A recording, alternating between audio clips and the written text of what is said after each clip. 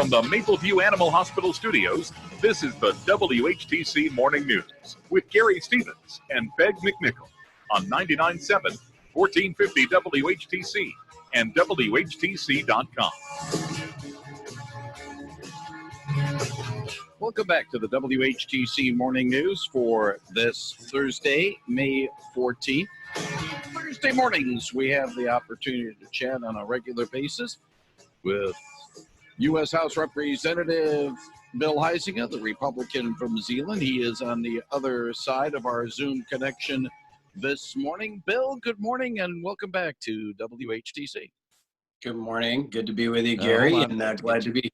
Yeah, sorry, I just had to make sure that the right button was pushed on my end. So, we got it all taken care of, and we're good. We're good, and so far so good. Well, you're still in at home, or shall we say, still in the district, not back in D.C. And we've talked about it before about the fact that first responders are on the front lines and hospital workers on the front lines. Lawmakers could be on the front lines as well, but at least for the moment, right now, you're still in the district. I am, but in about 30 minutes, I'll be getting in my expedition and actually starting to drive to Washington. So we have two votes that are happening tomorrow. Sadly, this is going to be the first set of bills regarding the coronavirus response that is not going to be bipartisan. It was written purely by the Speaker. And in fact, it's interesting. There's factions within her own party that are asking her to delay the vote because they don't know what's in it, because they weren't a part of writing this. Quite honestly, we are voting on a press release. It's an 1,800-page press release that is just chock full of funding for Planned Parenthood, money for the National Endowment for the Arts and the Humanities, bailing out the post office, not to mention setting up federal election law. The parts of this that actually have to do with COVID are far outweighed by all of this liberal pet projects and pet policies that are getting thrown in there. So it's not going to go anywhere in the Senate, and it's not going to get signed into law. And unfortunately, the Speaker is deciding that she has to look like she's, quote, doing something versus actually doing something productive on a bipartisan basis. Bill, the thing is, though, the arguments that is presented by the Speaker and the sound clip that has been used a lot by our CBS network is the fact that people say we have to wait and pause. Well, hunger can't pause, paying bills can't pause. That's a nice little argument for that, and it's going to basically paint the Democrats saying, hey, we're trying to do something right away, and if you vote against it, you're not doing something right away.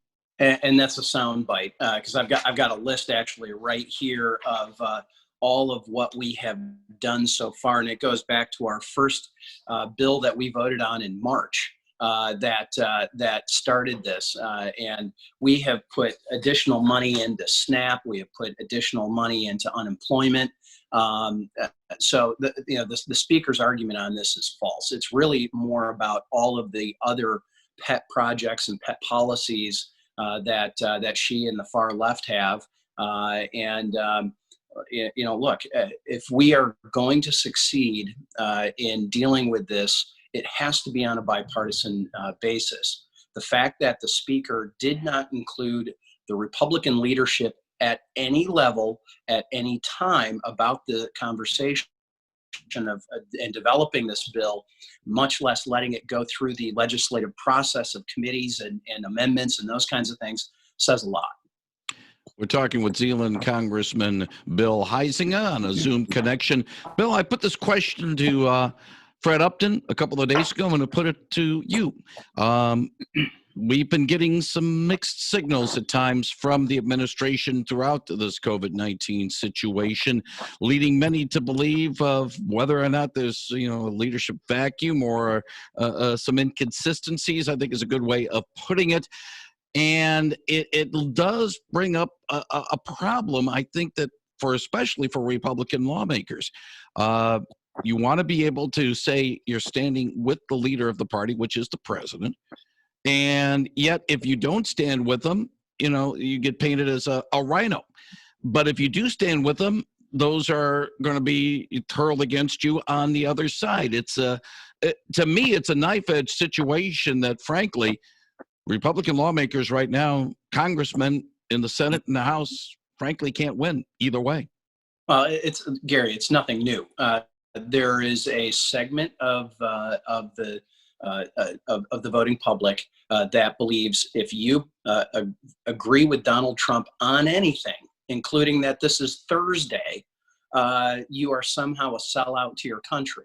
There's another segment that believes anything and everything the president says is gospel truth.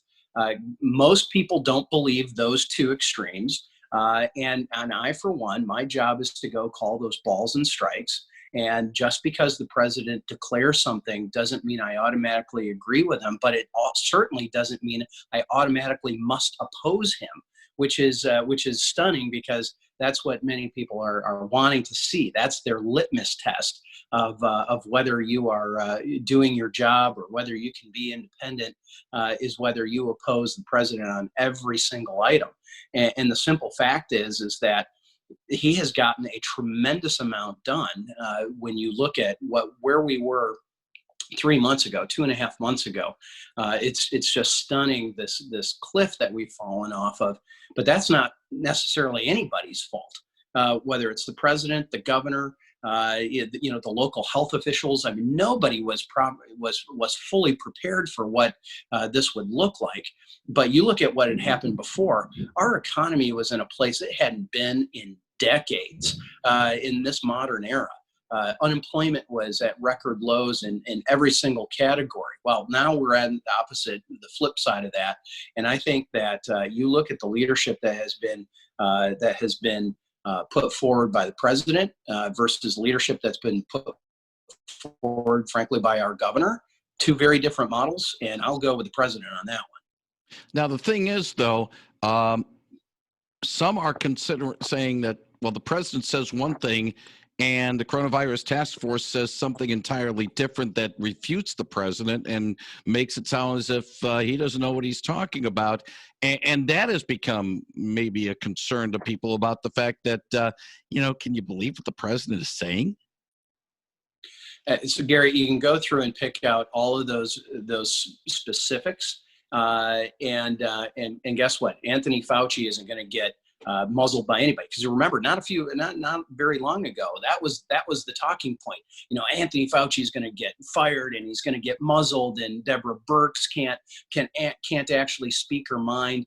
And you watch these press conferences and the back and forth, and you can think back a few weeks ago. It's hard to believe that things move so quickly. We've all forgotten about the debate about hydrochloroquine, right? And the president's saying, look, I'm just more optimistic about it. And Fauci's saying, no, I'm not sure that it's going to be able to do the job.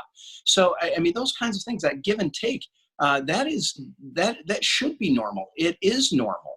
And so I don't have a problem with this. You've got strong people that are in leadership positions at all levels, and that's the way it should be happening. You go back in history and read Doris Kearns Goodwin's book on Abraham Lincoln, Team of Rivals. Right? He brought people into his cabinet who had opposed him in the campaign and in the election.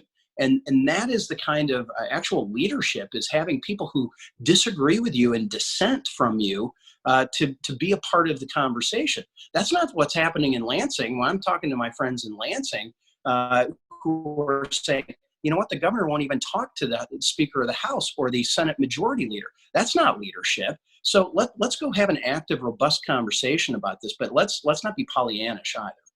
One final thing, Bill, I'll let you go, and you talked about blame, if you want to use that. Some attorney generals are calling on Congress to investigate China's response actions, saying that they're involved with hacking, trying to get coronavirus vaccine information. Not only Beijing, but also Tehran reportedly involved as well. whether or not that's going to be done might be problematical right now, but still, there's got to be some questions made there. Well, absolutely. And I'm actually later today, while I'm driving to D.C., I'm going to be on a conference call.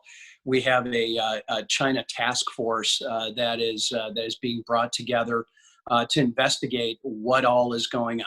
This is not new, however. We know that China, Iran, Russia have some of the most sophisticated internet hacking that is out in there in the world. In fact, China has actual divisions of their army that are dedicated to that. So we need to get to the bottom of this.